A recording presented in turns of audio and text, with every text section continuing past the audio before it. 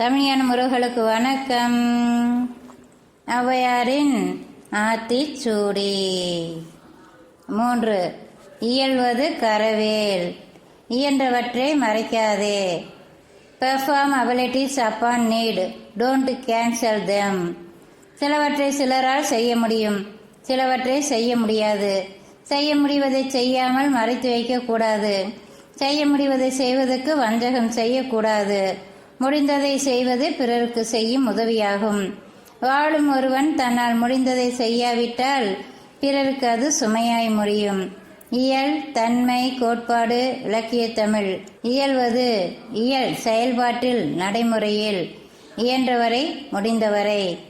கர, மறைத்தல், ஒழித்தல். கரவேல், செய்யாதே, மறைக்காதே, ஒழிக்காதே. தன்மை, செயல்படுத்தப்படக்கூடிய. மறைத்தல், செய்யாதே. இதன் அடிப்படையில் எளிமையான பொருள்படும்படி இவ்வாறு உரைக்கலாம். முடியுமெனில் செய், மறைக்காதே. பசு தன் கன்றுக்கு தேவையானது பால் போக மீதம் அனைத்தையும் கறப்பவர்க்கு அளிக்கும். தன் மடியை மறைத்து மேலேற்றியே வைத்திருக்கும்.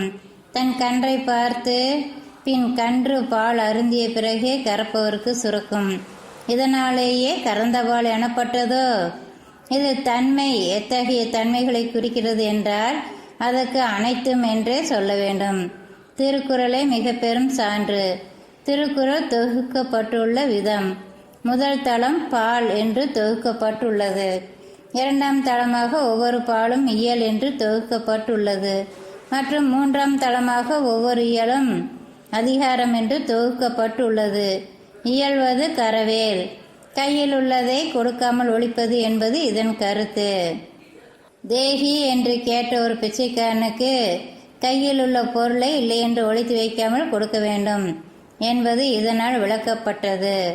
சர் பிலிப் சிட்னி என்ற பெயருடைய ஆங்கில போர் வீரர் ஒருவர் இருந்தார். அவர் எதிரிகளுடன் யுத்தம் செய்த காலத்தில் குண்டுபட்டு அதனால் பலத்த காயமுற்று கீழே விழுந்து விட்டார். அந்த வேளையில் அதிக களைப்பினால் அவருக்கு தாங்க முடியாத அளவு தண்ணி தாகம் எடுத்தது. அதனால் அவரின் படை வீரர்கள் சிலர் அவரின் அந்த தாகத்தை தணிக்கவென்று பல இடங்களிலும் தண்ணீரை தேடி கடைசியில் வெகு தூரத்திலிருந்து கொஞ்சம் தண்ணீரை ஒரு சிறு கிண்ணத்தில் கொண்டு வந்தனர். அவர் அந்த நீரை அருந்த போகும் சமயத்தில் அவரின் அருகே படுகாயமடைந்து கிடக்கும் படை வீரன் ஒருவன் அந்த தண்ணீர் உள்ள கிண்ணத்தையே மிகவும் ஆவலோடு பார்ப்பதை கண்ட சர் பிலிப் சிட்னி உடனே தன்னுடைய தாகத்தையும் பொருட்படுத்தாமல் தனக்கு கொண்டு வந்த தண்ணீரை அந்த வீரனுக்கு கொடுக்கும்படி உத்தரவிட்டார்.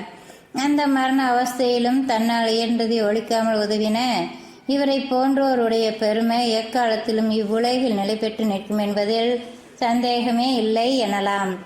இல்லை எண்ணாமல் கொடுக்கும் பெருமை உலகத்தில் அழியாமல் நிலை பெறும்.